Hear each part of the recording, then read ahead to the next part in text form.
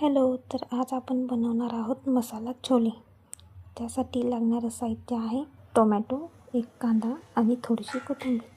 तर सर्वात पहिले पॅनमध्ये आपण तेल गरम करायला टाकूयात. तेल गरम झाले की एक चिरलेला कांदा टाकूया. त्याला लालसर होईपर्यंत आपण त्याला परतून घेऊया.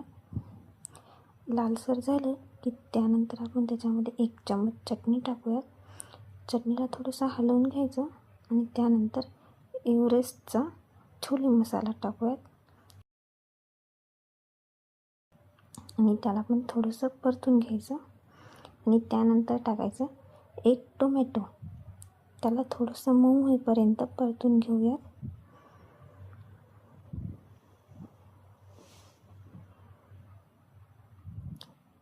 ते परतून झालं की त्यामध्ये रात्री भिजवून ठेवलेले छोले टाकूयात. 1 वाटी छोले आहेत. त्यानंतर आपण टाकूयात त्याच्यामध्ये चवीनुसार मीठ.